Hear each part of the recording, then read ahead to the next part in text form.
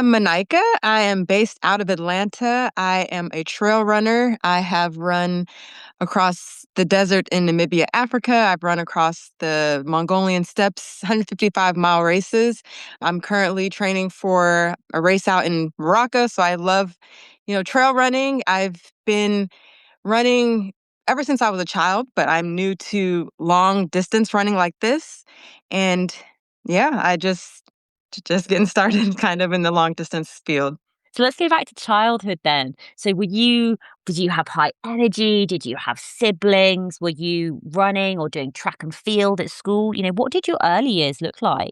Yeah, so I've always been an active child. I was very outdoorsy. I loved to, go outside and play. And so when I got into middle school, just PE running around, my PE teacher saw me running and he said, "Oh, you should go out for the track team." And from that point, that was kind of my whole life from middle school, high school, college. I was a hurdler. I did the 100-meter hurdles, 400 hurdles. Yeah, so a sprinter primarily. What did your running journey look like? When did you start sort of extending the distances? Did you go down the sort of the traditional, 5K, 10K, half marathon, marathon route, or did something happen that made you want to pursue running longer? Well, for me, all through college, I was, 400 hurdler, and I would dream of the day when I was finished with school where I would be able to just go out in my neighborhood and just run casually, not worry about sprinting. And I felt that running slow and long would feel less painful. And so when I graduated, I would go out for like just, 20-minute runs slowly to end the neighborhood. And I really enjoyed that. So I signed up for my first, 5K, and that went from 5K to 10Ks. And then I signed up for a marathon. And from the marathon, I just jumped into an ultra marathon. It was a pretty quick progression. It wasn't too long of a time from the marathon to the ultra distance. I just went from 26 to 155 within a year span. Was there a reason for that? Like, how did you hear about ultras? When did you start thinking, "Oh yeah, I want to do this. This is on my bucket list"? Honestly, it was never on my bucket list. I just happened to see a YouTube video of a man running in Namibia, Southern Africa, and it just looked stunning. Like the landscape just intrigued me. He was running with a backpack and he was camping with, groups of people. It just looked really cool. And for some reason, I just started watching more ultras and just like, oh, you know what? This one in Namibia really looks interesting. And I just signed up. I just, announced that I was going to go for it and I started training. I gave myself about a 1-year timeline to train, but it wasn't anything that I had ever had on my radar previous to seeing that YouTube video. So you gave yourself a year from, being inspired, watching the YouTube videos to actually taking on this challenge yourself. During that year, in terms of the logistics, in terms of running, did you join a run club? Did you start running with a run coach? What did your training look like? Well, I had trained all my own. Like I put together my own little program. I kind of am a very laid back person when it comes to like a regiment. I really didn't want to be too rigid in the training. I knew it was going to need to be pretty intense to be able to cover the distance, but I didn't want to have the stress and pressure of knowing like what my workout was well in advance and having a lot of stress around that. Because for me, through college athletics, I was on a very tight regiment and schedule, and it just kind of felt a little stressful at times. So I didn't want that again. So my trainings were very laid back. What I felt like doing that day is what I did. Yeah, it worked out. So what did that look like for you? Were you doing back to back runs? Were you incorporating hill training, sprints? Do you know roughly how many miles you were running each week? And that's another thing. Like for my first ultra, I didn't even have a watch or any kind of tracking device that told me what I was doing. I would, sometimes log on my phone, like the Nike Run app, and see like what distance I covered for that day. But for the most part, most of the training was just done based on feel. And so I would run based on time. And I did a lot of road running and I tried to do a lot of hills. But I will say, after my first experience, I'd learned that I should definitely have tried to get more on trails for that training. But as far as the cardio base, I was quite strong and I, was able to finish. But the training itself, I did make some tweaks after that. So what were the other things that I suppose you needed to learn or gain knowledge on to take on this ultra marathon in Namibia? One of the big things I had to learn about was just fueling and nutrition and how to manage myself in a desert. The race was a 7-day, 155-mile self supported race. So everything I carried on my back. And I had to just know how to manage myself because once you mismanaged yourself, you're out of the race because there's no support that you receive outside of like life saving support, of course. So in the training journey, I was really learning how to fuel properly, hydrate properly, because with the race being one of the hottest races in the world, just getting the electrolytes down was very important. And so I was learning all about that and the dangers of actually under hydrating. And so that was quite, an experience. So, what did you find worked really well for you, like with nutrition? What were you eating while you were racing? Yeah, so for me, because it was self-supported and everything you carried on your back for the week, it was very important to dial in weight. So I had to really hone in on what worked. So for me, I was on a lot of Tailwind, the powder, which is a all-inclusive endurance fuel where it has your carbs, your salt, your sugar, everything you need. So I was on that as far as the fueling, and then also because you're out on your feet for so long each day, you do get hungry even though you have the calories in a drink. So I was eating chips, some like nuts, some bars, and that would get me through the section of the race each day. When you are out there running in that heat with, everything you need on your bag, how was it for you sort of mentally and emotionally being out there? That's a great question because the video that I watched, the man, he's like a professional runner and he made it look so easy. And so I trained really hard for a year. So I did not expect to have as hard of a time as I did. It was tough. I think it was probably good that I was so naive because that's why I went for it. But when I was out there, one of the main problems I had was my feet blistered.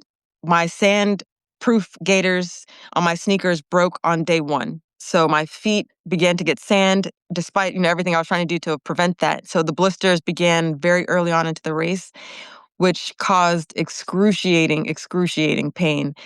So every step from like mile 30 onward till the end of the race was torture. That impacted the race quite a bit. But despite all of that, looking back, I was able to like really just see like that was an insanely beautiful race.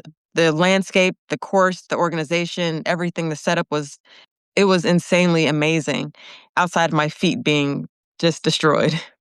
Did did you develop any tactics for managing that pain? Were you able to block it out? I wasn't able to block the pain, not for 1 minute. It was the only thing I could think about.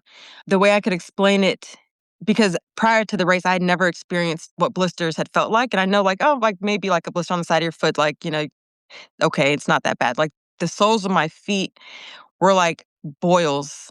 And so it was like walking on coals and open sores. And it was just and so, of course, I cried and it was bad. And because of the race being in the heat like that, the doctors who were on staff for the race told everyone to not take ibuprofen or any kind of pain medicine during the race because you would damage your organs. So, like, I did that race without any pain medicine until the very last day when it just was beyond tolerable. And so how I managed it, like I have a YouTube video on it. It's about 30-minute video just talking about my whole experience. And there was a day where I just told myself, I said, you're not going to stop. So do the best you can to just divert your mind from the pain. And as much as I tried to divert my mind, I could not. But I just knew in the back of my mind, like, I'm not going to stop. So every step was torture, but I made it through each day to camp. The doctors did the best they could with trying to get my feet set for the next day. And yeah, just kept forward. What was camp life like? Sort of getting there in the evenings. Did you have any rituals, any habits that you needed to set yourself up again for the following day? What did that look like? Yeah, camp life was so much fun. It was really cool. In Namibia, when we would get to camp, the tents would all be set up. There would be hot water ready if you wanted to, have any kind of meal that you had brought with you and you're hydrated. or dehydrated packs. So I would get into camp. I would change out of my sweaty clothes and put on my evening clothes. I brought one running outfit and one evening outfit. And so I would take off my running outfit, let that dry. I would hang it up and put on my evening outfit. I would get like a protein drink, put my feet up for about 20 minutes and just kind of like settle in. And then everyone, would be hobbling around camp. Everyone, be waving and high-fiving each other. We made it in for the day. And then the locals would put on like a performance and it was just really cool. And each night the camps were in these just stunning places. You're surrounded by dunes or you're surrounded by mountains. The sun would be setting. So it was really, really nice. And in the back of your mind, you would know you had, 25 miles the next day, but you just were able to kind of unwind while you're in camp for that period of time. When you finished the race, what were your thoughts? Did you think, "I wanna do this again. I'm never doing this again"? Like, what was going through your head? Well, it's funny. I met a British man. Me and him, he had, trained very, very hard. And me and him actually met before the race began. And, we were talking about like, the training and how he just really felt he was so prepared. And on the second to last day is called the Long March. So it was a 50-mile day. And all along the race, like he was way, way, way ahead of me. And I just so happened to, be hobbling into one of the checkpoints and he was laying face down in the sand, throwing up. And they were actually going to call him, from like basically get him out of the race, but he was able to, recover and make his way. So me and him were walking into one of the next checkpoints and we were both talking and just said, never again. Like, we will never do this again. And we laughed and just, made our way into camp that evening. And crossing the finish line, me and him crossed the finish line together the following like couple days later. And he was like, "You're gonna do it again?" And I smiled and he was like, "Yeah, we'll do it again." Even though we suffered so badly. It's like a weird, weird thing where it's like in the moment you tell yourself never again, but it's always you'll do it again. I think what I'm finding really funny is, initially when we started talking about your running journey, you talked about being like a sprinter and you used to dream of running like slow and long because it would be less painful. Um, Mhm. we look at which is more painful. I will say sprinting fast for I don't know if you're familiar with, like, what a 400 hurdles race feels like. That race is more painful in the short term, but long term is I guess the pain is sustained longer with the ultra, of course. But I still dread a long track workout. I don't a long fast track workout. It's I don't know, it's hard to explain. Is that like the lactic acid? I think it's the acid for me. It's yeah, the acid is it's a burner. I mean, one of the important things is when you're, throughout all of your, running and training and events, as well as actually doing them, it's also allowing your body time to recover. And for you, what in terms of recovery, what does that look like? Are you doing anything to help you to recover faster or just to recover better? Yeah, I began incorporating creatine. A lot of people told me that that is a great addition to my diet to help my muscles to recover and to just have better improvement in my strength and all of that. So I've been incorporating creatine, resting, really trying to prioritize sleep. I'm not one of the ones who's like, I don't really like taking naps and I don't like to go, sleep in too late. So I'm really not getting much sleep often. So I tried to, change that. So I am resting more and putting a little bit less on my plate as far as races and distances. I'd say I've cut that back a little bit. What amount of creatine are you taking? I am doing the 10. Like, I do 5 Yeah, grams in the morning and then 5 in the evening. I do the same. 5 grams in the morning, 5 grams in the evening. Yeah, and I feel like it's really improved my strength in the gym, and, yeah, I know some people were saying they feel bloated. I think I did experience that in the outset, but it's gotten a lot better with, like, the water retention. I don't feel like I hold as much water, but the strength and the benefits of it, I do feel. Are you taking any other supplements? I do. I take magnesium. I take potassium. I'm gonna start taking athletic greens soon. What I noticed with the magnesium is on my very first race in Namibia, I cramped really bad. Like my muscles would just like we call 'em, I don't know if you call them Charlie horses. I would get like where my muscles cramped up, and so I learned that my magnesium levels were very low, and so I have made that adjustment. I have not cramped since then. So I take magnesium, and mainly I just try to have a well-rounded diet to just and I go based on feel for the most part. Do you follow a specific diet? Are you vegan? Are you trying to get more protein, more fiber, vegetarian? What would that look like for you? Typically don't try to be too restrictive. I've been vegetarian, vegan in the past, but it wasn't for me. So now I just really focus on my protein, fiber, carbs. I for a couple of days I tried the carnivore diet. That was interesting. Just meat and water for like 4 days, and that I actually felt amazing. I didn't have the energy to actually run. So I did need the carbs. But yeah, so for now, it's just mainly keeping a well-rounded diet with all of the food groups. So you mentioned with sleep. So how much do you sleep at the moment? I really feel refreshed with 4 hours of sleep. Um, No. but I try to make myself stay in bed longer because I naturally just feel awake at 4 AM. So sometimes I'll make myself, stay in the bed till around 6, but as far as, like, a deep, deep sleep and I go to bed pretty early, so maybe it's a little longer than 4 hours. So if I'm asleep probably around 9, 10, 11, 12, 1, 2, 3, 4. So maybe it's about 6 hours, maybe 7. Oh, that makes me feel so much better. I'm like, like so you don't nap during the day. That's just like not a thing. No, unless, I don't know what would have to have happened, but I typically don't get very tired during the day. Like, even if I work out in the morning, like, that gives me energy to, like, stay up, and then I'll, sleep. I'll feel tired probably around 7 in the evening and stay up till around 8 or 9, but yeah, midday, I don't typically nap. You did the Nambia race, and then you was it the Gobi March in Mongolia? Was that the next challenge you took on? Yeah, so right after I'd promised myself I'd never do another race, 6 weeks later, I was in Mongolia doing the same format of race, as the second race in the race series, Racing the Planet. So that was the, 7 days, 155 miles through the Gobi Desert.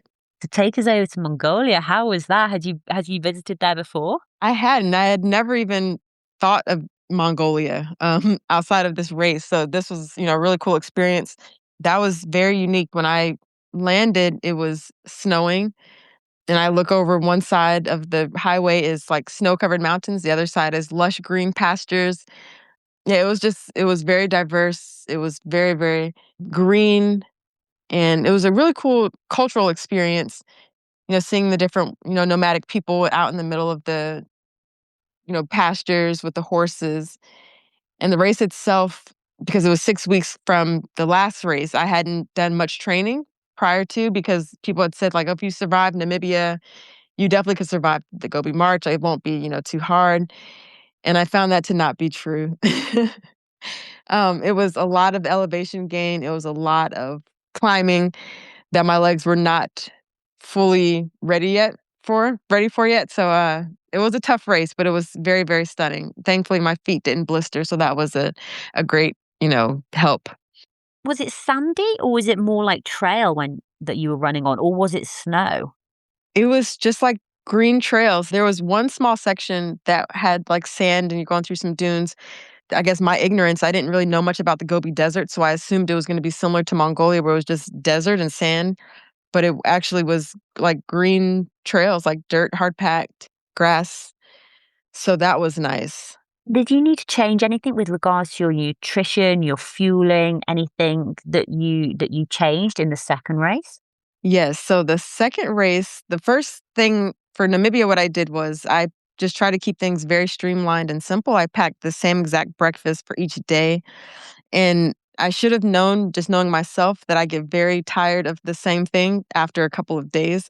So in Namibia, I could not eat my breakfast after like the third day. I had packed oatmeal, and that was just sickening to me after day 3. And so for the Gobi Desert, I packed a different breakfast each day, and that helped me to make it through.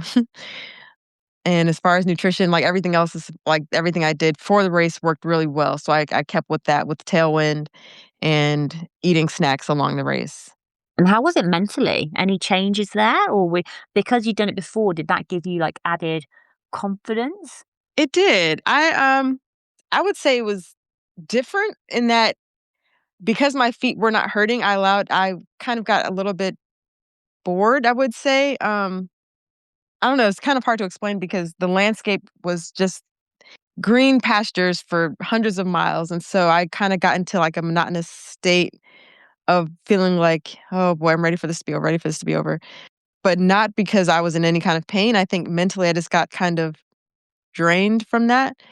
So it was a unique feeling, I hadn't ever experienced that, and it was my 2nd ultra ever, so I do remember feeling like that, but I might have felt that way in Namibia if I wasn't focused on my feet hurting so badly. So, yeah, that's how I fared mentally. I enjoyed it for the first couple of days, and then after that, I was like, "Okay, I'm ready for this to be over, ready for this to be over." Do you think it was too much too soon doing the Mongolian race only 6 weeks after Namibia? It probably was. I was trying to go for what they call the Grand Slam, which was completing 4 of their races in a year. So that was the timetable that they had for the races to be lined up. But I know I was speaking with one other woman who she actually did complete the Grand Slam, and she began to feel similar to me, like, with just kind of feeling a little bit overwhelmed with those distances back to back to back to back. So after you finished Mongolia, did you continue doing more races, or did you just sort of decide, actually, I need to have a break now, or just need more recovery time? Well, after the race in Mongolia, it was gonna be about, I think a few months before the next race, which was gonna be Antarctica, and I put together a campaign to try to raise the funds to get to that race because it was very expensive, and I wasn't able to reach the goal amount, so I wasn't able to afford to go, but I'm still working to get to Antarctica at some point. They do that race every other year, so this actually is the year for Antarctica, so we'll see if I can make it. I mean, how much do the races cost approximately? The Antarctica race is about $14,100. The other races are about 4,400 apiece. Like, yeah, this is it. Like, it's so expensive. Like, Yeah. and then I think it's when you start adding in gear, trainers, sounds ridiculous one, but supplements, even Mhm. creatine, like that's like $30 a month, magnesium, even just Mhm. if you're taking gels as well. And, they're a Mhm. couple of dollars, you need 4 or 5 gels every time you go on like a long run, just the food bills. And like, it's the time commitment as well for training. Mhm. How do you fit your training into your work, into your life? Are you working full time? Or do you work part time? Do you work from home? How do you make running fit into your lifestyle? When I first started, I had Airbnbs. I ran, properties that I owned in Atlanta, so my schedule was pretty flexible. And so I've always had a pretty flexible schedule. And through my documenting my run journey, I've been able to get brands on board and been able to help, financially support me in that way as well. So now I try to use my running as work. So I document to be able to present to different companies to, help me in that way. So it's like kind of tying work in this together. So it's worked out pretty good so far. So you've got a great following on social media, 28,000 followers on your Instagram, which is fantastic. Thank And you. in your bio, it says you are the founder of Stone Everest Atlanta, or ATL. Do you want to share more about what Stone Everest ATL is? Yeah, so Stone Everest in Atlanta, there is a granite mountain that's about 830 or so feet high. And so you summit that mountain 36 times to reach the elevation of Mount Everest. And there's a company called Everesting that basically has that format where you go up one mountain however many times necessary to get to the elevation of Mount Everest. So for my particular event, it's the same thing minus you get 36 hours and you're able to stop. For Everesting events, typically you don't stop at all. So this one you do get, time to rest and you resume the following day to get to your 29,100 feet of gain over the 36-hour span. Wow. Have you done this? I have not. I had planned to, and I got hurt, and so I was not able to do it, but I was, so inspired by the men who went out and attempted, at the very first one that I put together in November. Amazing. Are you going to be doing it this year? I don't know. I actually, will be coming off of doing quite a few races that have already been lined up, but I, of course, will be there and be hosting it, but for the first one, I went up 9 times, just back and forth with some of the competitors. But as far as going the full 36, I haven't fully committed to it yet. We'll see how my legs are feeling after I get through with the races I have coming up.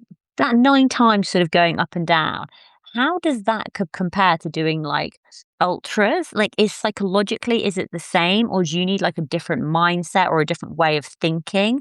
Because, obviously with ultras, you could be running from point A to point B, there's no repetition, and then now suddenly you're on a hill, 830 feet high, up and down, up and down, up and Mhm. down. It's mentally, did you need to change anything up, or how did that work? Yeah, I definitely feel it's a different kind of event.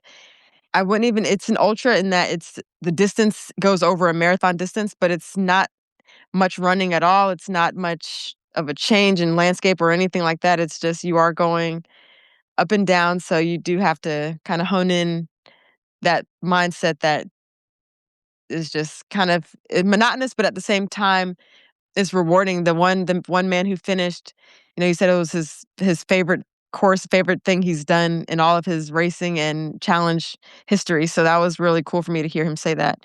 But I definitely do feel it's much different than your typical ultra distance where you're able to kinda at some points, walk and get a little bit of a break. This is, your constant gaining elevation and trying to, meet cutoff times and cutoff paces. Do you have, like, what's your A race gonna be, or do you, or is it just, have you got a few other races that you're trying to do? What are the goals? Yeah, so there's a particular race I'm training for now. It's in May.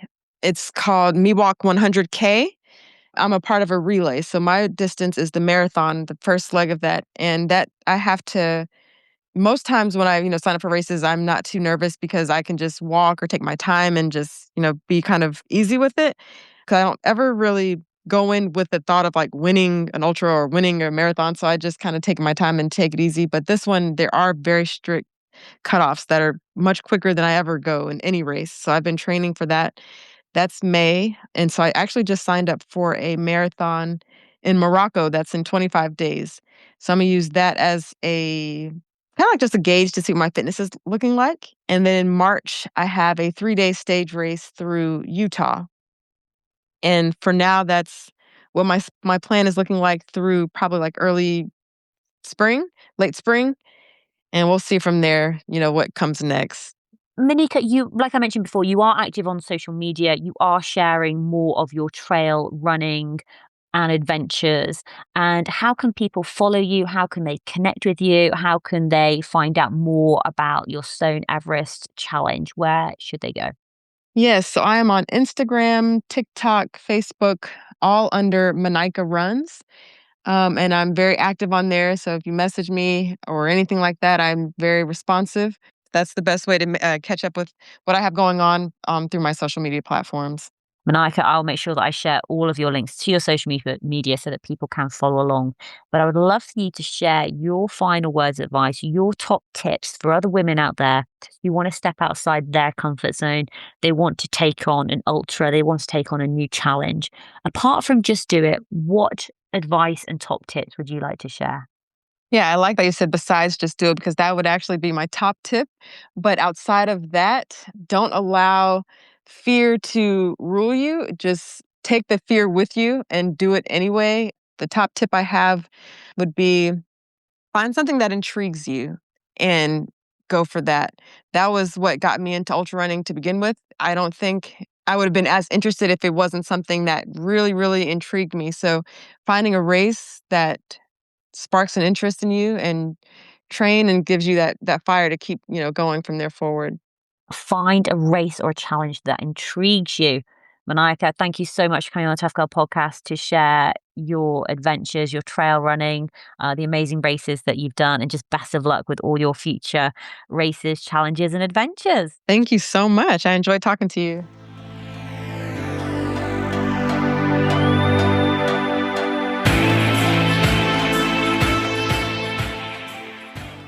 Hey, tribe. How are we all doing? I really hope you enjoyed that episode. Everything that we have talked about today will be available in the show notes at toughgirlchallenges.com. So please do go and check it out.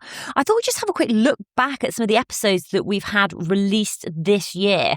So if you're brand new to the podcast, welcome. I'm Sarah. I am the host of the Tough Girl podcast and the founder of Tough Girl Challenges, which is all about motivating and inspiring you while increasing the amount of female role models in the media. If you go and visit toughgirlchallenges.com, you can see all of the guests that we've had on the podcast going back all the way to 2015. But I actually kick-started the Tough Girl podcast with a solo reflections episode where I look back at hiking the GR10.